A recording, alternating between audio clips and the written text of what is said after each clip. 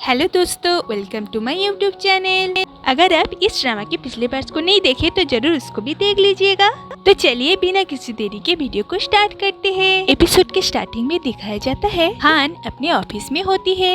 हान को लगता है एक इंसान अपने लाइफ में 88,000 बार झूठ बोलता है और उनमें से मोस्ट फ्रिक्वेंटली झूठ है मैं ठीक हूँ, बिल्कुल अभी, और वो मुझसे अभी भी प्यार करता है। हान की एक बचपन की फ्लैशबैक दिखाया जाता है जहाँ पे एक आदमी का सर फट गया है और डॉक्टर उनकी ट्रीटमेंट कर रहा है। वहाँ पे कुछ रिपोर्टर भी होते हैं और इधर बचपन की हान दीवार पर जानबूझकर अपने जूतों की छाप लगा दी है। तो हान वहाँ के रिपोर्टर को आके कहती है कि इस एक्सीडेंट के बारे में मुझे कुछ पता है। रिपोर्टर के पूछने पर वो कहती है कि मैं उस तरफ एक छोटी लड़की को जाते हुए देखा, वो रेड कलर की ड्रेस पहनी हुई थी। रिपोर्टर कहता है कि ये कैसे पॉसिबल हो सकता है, वहाँ पे तो इतनी बड़ी दीवार है।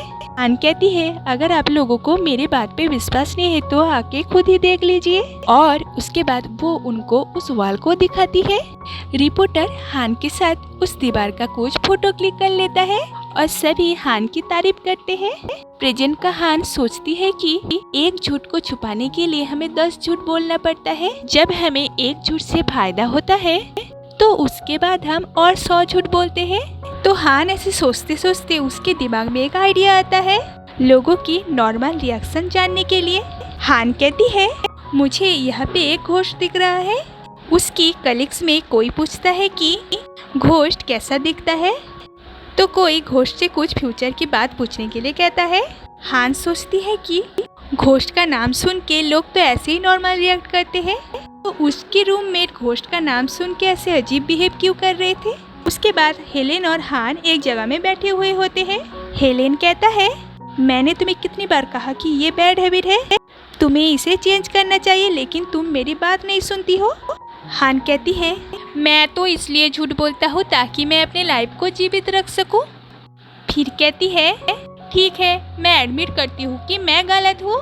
ये सुन के हेलेन उसे कुछ कहने ही वाला होता है कि हान कहती है क्या तुमने अपने लाइफ में कभी झूठ नहीं बोला। हेलेन कुछ नहीं कह पाता। हान कहती है हेलेन अब मैं क्या करूँ।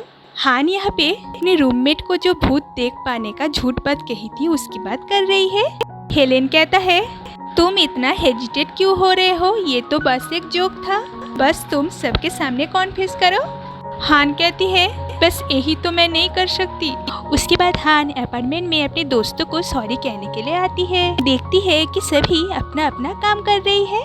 हान अपने मन में सोचने लगती है कि टाइम किसी के लिए भी नहीं रुकता, मुझे अभी के अभी कॉन्फेस कर देना चाहिए कि मैंने उस दिन झूठ कहा था। फिर सोचती है अगर मैं ऐसे कहूँगी तो ये लोग तो मुझे छोड़ेंगे ही नहीं। तो वो ऐसे सोच ही रही थी कि चेन उसको पूछती है कि हान क्या कुछ हुआ है। हान कहती है मैं तुम लोगों को कुछ कहना चाहती हूँ। तो वो कहने वाली होती है कि लीन रूम के अंदर से आवाज लगाती है।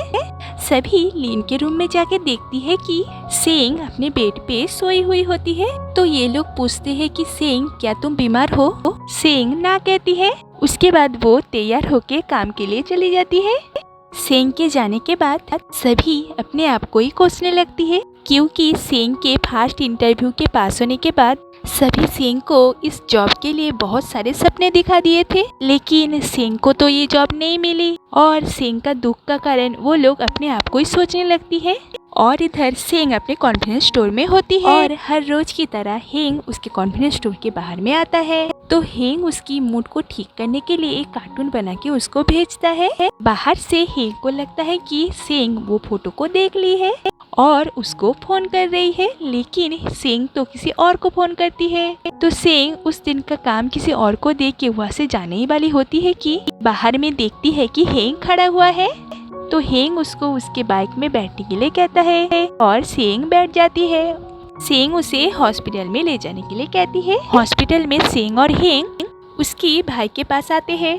रूम के बाहर सेंग की मॉम खड़ी होती है। रूम के अंदर सेंग और उसकी मम्मी चली जाती है और हेंग बाहर में वेट करता है। अंदर नर्स उसकी मम्मी को कहती है कि याद रहे कि अगली बार से पेमेंट लेट नहीं होना चाहिए।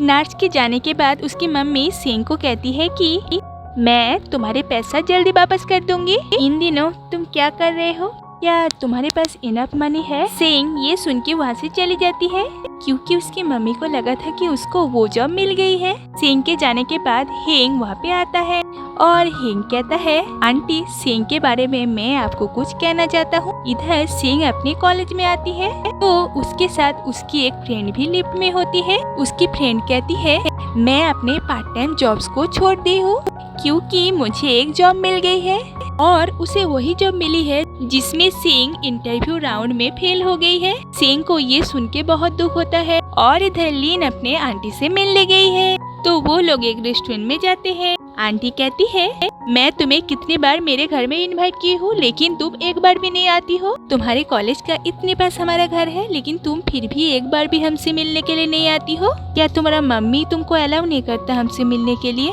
लीन ना कहती है। उसके बाद आंटी लीन के फादर के डेट के बारे में बात करती है।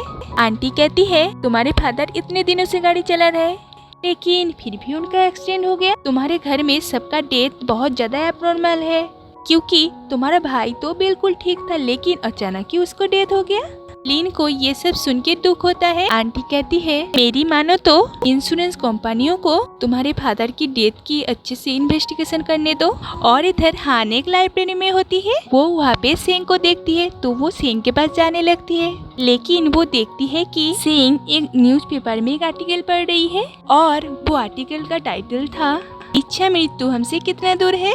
सेंग जब नोटिस करती है कि हान उसके पीछे खड़ी है वो जल्दी से उस न्यूज़पेपर को छुपा देती है और हान वहाँ से चली जाती है और इधर हेलेन के टेबल में आके बैठती है।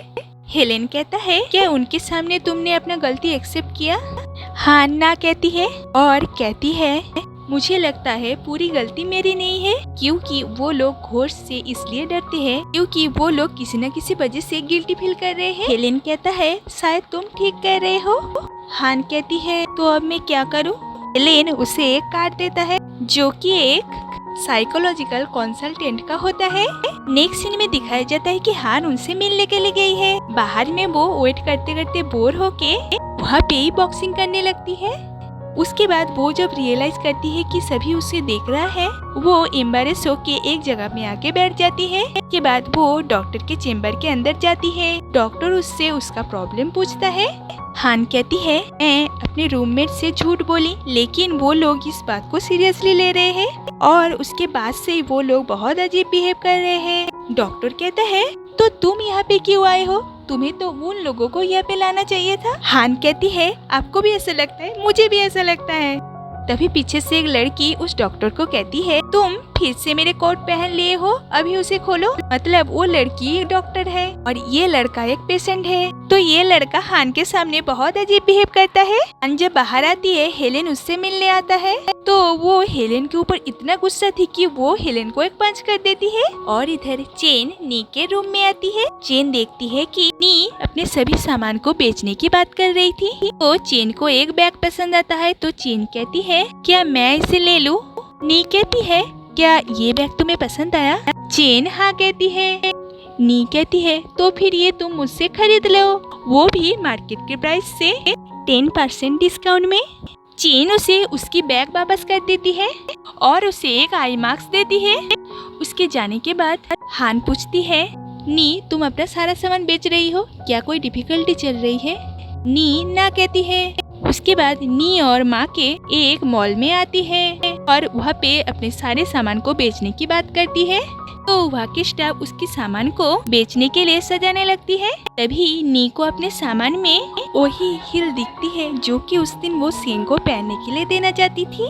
तो नी उस हिल को वापस ले लेती है। वहाँ पे सब कुछ सेल करने के बाद वो माके के साथ अपार्टमेंट में वापस आती है। नी बहुत खुश थी क्योंकि वो सब सेल करके उसे बहुत ज्यादा पैसा मिला है। वो जाने ही लगती है तभी माके कहता है, नी अब तक हम दोनों एक ही जैसा काम करते थे लेकिन अभी तुम दूसरा रास्ता अपनाने का डिसाइड कर ली हो। नी कहती है, मैं कोई भी काम क्यों ना करूं, तुम हमेशा ही मेरी बेस्ट फ्रेंड रहोगे। ये कह के वो वहाँ से चली जाती है। नी जब अपार्टमेंट में आती है देखती है वहाँ पे बस सेंग है। तो वो सेंग को उस सैंडल को गिफ्ट करती है और कहती है, उस दिन तुमने जो सैंडल पहना था वो पुराना था। शायद इसलिए तुमको ये जॉब नहीं मिली। अगली बार की इंटरव्यू में तुम यही सैंडल पहन के जाना, देखना तुम जरूर सिलेक्ट हो जाओगी। सेंग कहती है, मेरी एक दोस्त है तो मेरी तरह ही पार्ट टाइम जॉब करती थी। उस दिन वो जो सैंडल पहनी थी मेरी सैंडल से बुरा था, लेकिन उसको जॉब मिल गई। इसका मतलब ये सैंडल की बात नहीं है, मुझे जॉब मेरी वजह से ही नहीं मिली। नी कहती है, फिर भी तुम ये सैंडल रख लो क्योंकि तुमने मेरी बहुत हेल्प की। सेंग कहती है, कैसा हेल्प? नी कहती है, इसे रख लो प्लीज। ये कह के वो अपने रूम में चली जाती है। नी जब उसके बाद अपने रूम से बाहर आती है, देखती है दरवाजे के बाहर वही सैंडल रखा हुआ है, मतलब सेंग वो सैंडल नहीं ली। उसके बाद हान अपने रूम में एक बुरा सपना देखती है। वो बाहर आके ये कहती है तो सभी अपने अपने सपने की बात करते हैं और सभी के सपने उसके बैड मेमोरी से जुड़ी हुई होते हैं। ये सब सुन के हान सबको जोर से कहती है कि मैं तुम लोगों के सामने कुछ कॉन्फेस करना चाहती हूँ। वो कहने ही वाली होती है कि दरवाजे में कोई आ जाता है। हान बहुत ज्यादा गुस्सा हो जाती है क्योंकि इस बार भी वो नहीं बोल पाई, तो वो गुस्से में चली जाती है कौन आया है देखने के लिए। वो देख के डर जाती है। उसके बाद चेन भी देखती है और वो भी डर जाती है। उसके बाद जब लीन देखती है तो वो जल्दी से दरवाजा खोल देती है क्योंकि वो उसका मम्मी होती है। दरवाजा खोलने पर ही लीन की मम्मी लीन को हक करके बहुत ज्यादा रोने लगती है। उसके बाद वो दोनों एक रूम में होते हैं। लीन कहती है, मम्मी क्या अंकल लू ने आपसे कुछ कहा? उसकी मम्मी कहती है, हाँ उसने कहा कि क्या तुम मुझसे कुछ छुपा रहे हो। उसका आंखें देख के लगता है उसको सीरियसली लगता है कि मैं उससे कुछ छुपा रही हूँ। उसको लगता है कि मैं बहुत बुरी लड़की हूँ जो अपने एक्स हस्बैंड का मर्डर की है।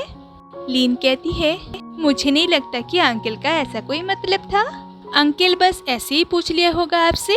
और उसकी मम्मी तो ये बात मानने के लिए तैयार नहीं है और बहुत ज्यादा रोने लगती है। लीन उनको शांत करने की कोशिश करती है और बाहर में ये तीनों कान लगा के उनकी बात सुन रही थी। चेन कहती है, मुझे लगता है लीन मदर की तरह है और उसकी मदर एक चाइल्ड की तरह है, इसलिए उनकी स्किन कितनी अच्छी है। नी कहती है, कैसे तुम इस सिचुएशन में ये सब नोटिस कर सकते हो? तभी लीन बाहर आती है। नी पूछती है, लीन अभी तुम्हारी मम्मी कैसी है? लीन कहती है, उनके साथ मेरे स्टेप फादर का थोड़ा फाइट हो गई है। तभी हान कहती है, मुझे याद आया कि लीन की मम्मी किसके जैसा दिखती है। उसके बाद ये दोनों चेन की तरफ देखते हैं। चेन कहती है, ये कैसे हो सकता है, तुम लोग भी कुछ भी बोलते हो। उसके बाद लीन कहती है, आज रात मेरी मम्मी यहीं पे रुकेगी तो सेंग कहाँ सोएगी। उसके बाद सभी लोग नी के तरफ देखते हैं क्योंकि उसके रूम में तो अकेली रहती है। और यहीं पे इस एपिसोड का एंड होता है। तो दोस्तों अगर वीडियो थोड़े से भी अच्छे लगे तो लाइक और सब्सक्राइब जरूर कीजिएगा। तो मिलते हैं अगले वीडियो में, तब तक के लिए बाय।